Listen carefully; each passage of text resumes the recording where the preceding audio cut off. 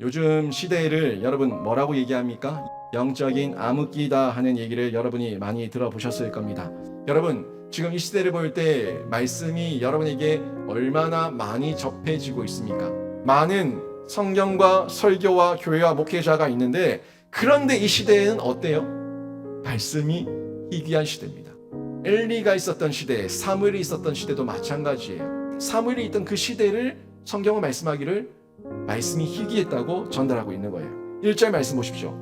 이 사무엘이 엘리 앞에서 여호와를 섬길 때에는 여호와의 말씀이 희귀하여 이상이 흔히 보이지 않았더라. 아멘. 여기 말씀이 희귀했다는 이 표현이, 말씀은 선포되고 있었고 말씀을 맡은 자들이 있었지만 백성들이 깨닫지 못했다는 겁니다. 깨닫지 못하고 그 가운데서 영적으로 어두운 시기를 살고 있었다 하는 부분을 전달해 주고 있는 겁니다.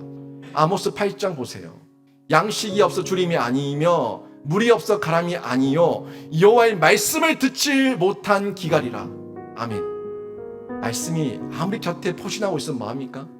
내가 차단하고 있는데, 내가 귀를 틀어막고 있는데, 내가 눈을 막고 있는데, 이렇게 마음의 문을 닫고 있는데, 엘리가 그랬어요. 엘리 곁에 말씀이 있었습니다. 이 말씀은 가까이 있는데 엘리가 말씀을 떠났어요.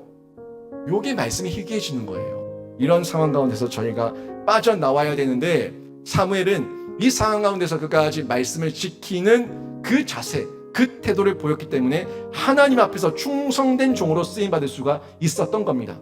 그것도 말씀을 지키는데 주야로 지켰다고 성경이 말씀하고 있습니다.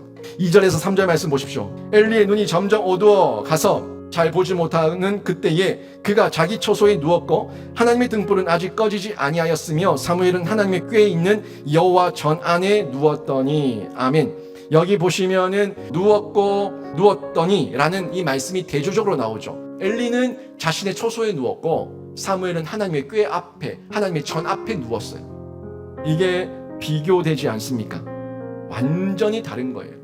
하나님의 성소에 있는 등불은 말씀을 의미하기 때문에 그 말씀의 등불은 절대 꺼지면 안 된다고 레위기서에서 말씀하고 있어요. 그 일을 위해서 제사장들이 그 등잔의 기름을 늘 살피면서 등잔에 기름이 떨어지지 않도록 지키면서 기름을 부어야 되는 책임을 가지고 있어요.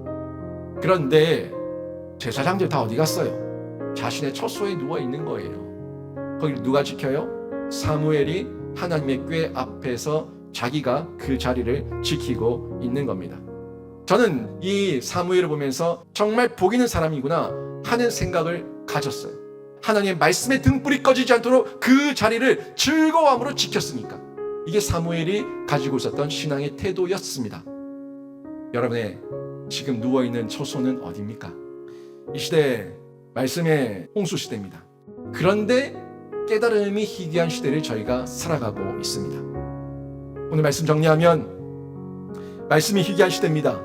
말씀이 희귀한 시대지만 깨어서 분별하셔서 엉뚱한 데 휩쓸려가지 마시고 끝까지 말씀을 지키는 자리 깨어서 사수하시면서, 말씀의 자리 어떤 경우에도 사수하시면서 말씀을 눈으로 보시고 가슴으로 깨달아서 그것을 은혜 가운데 나누시는 중에 신앙의 검증도 받으시고 늘 하나님의 임재와 하나님의 교제를 삶으로 누리는 복 있는 신자, 복 있는 가정, 복 있는 교회 되기를 주님의 이름으로 축원합니다. 아멘.